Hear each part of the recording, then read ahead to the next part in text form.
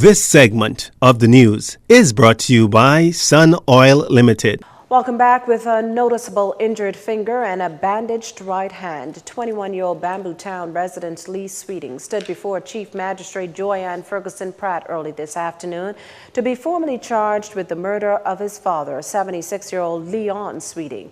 Sweeting's bloodied and lifeless body was found in his Ambergris home, Faith Avenue, early last Friday, to the shock of relatives who hadn't heard from him that morning as they normally did. Sweeting had also skipped out on the family's traditional Thanksgiving dinner the night before. When relatives checked the retiree's home, they met blood on the walls. At the time, they said they couldn't imagine who would do such a thing, considering Sweeting was a man that never bothered anyone. Well, during today's court appearance, Sweeting's youngest son was not required to enter a plea to the crime. As relatives looked on, the young man's visibly distraught mother was allowed a few moments to speak with her son, weeping openly on his shoulders.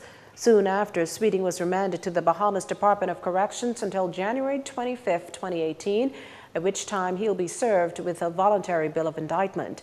The accused was represented by attorney Shaka Seville. Meantime, another young man is jailed following his attempted murder charge. 25-year-old Javar Ferguson is accused of trying to kill Latrell Johnson last Friday. Ferguson was also not required to enter a plea and remanded until January 26, 2018, when he returns to court for a VBI. An American woman's trip to the Bahamas ends in tragedy. What we can tell you is that shortly after 11 a.m. Sunday, the victim and her family were swimming in waters near Great Stirrup Key when she became unconscious. The woman was taken to shore and, despite extensive CPR efforts, died. Police are relying on an autopsy report to determine what exactly led to her death. Investigations are ongoing. Another teen girl goes missing and her family members are no doubt worried sick. Grand Bahama police say 15-year-old Ashley Alana Swan, aka Ash or Lana J, was last seen on Thursday, November 23rd, leaving her number 62 Bruce Avenue home. At the time, she was wearing her Sir Jack Haywood school uniform. Swan said to be between 4 feet 10 and 5 feet inches tall, slim, and about 110 pounds. Anyone with information on the young woman's whereabouts should contact the police. A great deal of hope for at-risk youth. At least 2,000 of them are set to benefit from a $20 million Inter-American Development Bank loan. The 3-year Citizen Security and Justice Program, as it's called, is aimed at training and subsequently finding jobs for the group. Labor Minister Dion Folks. This program is all about enabling and empowering our youth and to represent opportunities for young Bahamians who may not have completed high school or currently unemployed and do not have much experience or training, but are dedicated and willing to work towards bettering themselves and making positive contributions to our workforce. The program has the support of multiple agencies like the NTA, Ministry of Youth, Social Services, the prison, and others, and focuses on youth between the ages of 16 and 29 years. A registration drive actually began today to identify exactly who will participate once the program launches in the first quarter of next year. Youth who make it into this training program will go through an all-new 4-week-long soft skills training program with the NTA. Special focus will be on areas such as stress and anger management, professional communication, conflict resolution, time management, teamwork, problem solving, and other general areas that are essential to being a good employee and a good person, regardless of the field in which he or she works. Now, upon completing the 4-week program, the trainees will go through another 6 weeks of training in either technical fields, hospitality, or retail. Those who successfully complete the program will be placed in paid internship roles.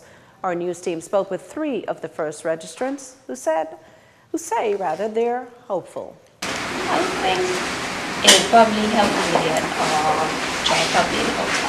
Because while I was in school, I was doing hospitality. So I'll probably continue with that. It's good for young ladies and gentlemen. It pushes you to do more and further your education. It's a good opportunity. I see it as that it could work.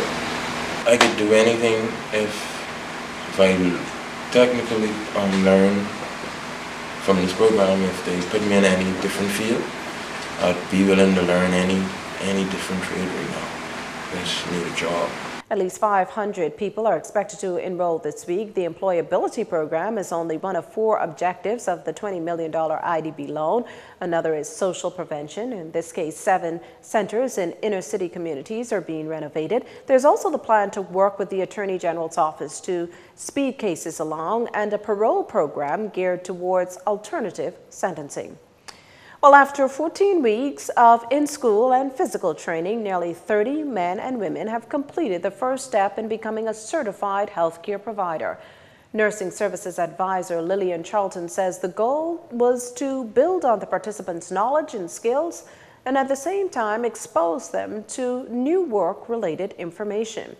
With the charge at this morning's graduation at the Paul Farquharson Center was Senior Pastor of Zion Baptist Church, T.G. Morrison, who reminded the group that while at times they may seem a bit overwhelmed, there are others strategically placed to ensure they're able to carry out their mandate without a hitch and undue stress. This demands that you foster healthy relationships and in the spirit of collegiality and cooperation, that you carry out your vital responsibilities in the spirit of excellence. At the highest level, you are actually carrying out and continuing the healing ministry of the great physician, one who is the balm not only in Gilead, but also in the Bahamas. The Baptist pastor further admonished the group to adopt these principles. Concentrate on being human. Alter the environment by graciousness. Respect boundaries and enter the workplace determined to be a blessing. If you were taking notes, you'll realize that the first letter of each of those things really spell the word care. You're called to care.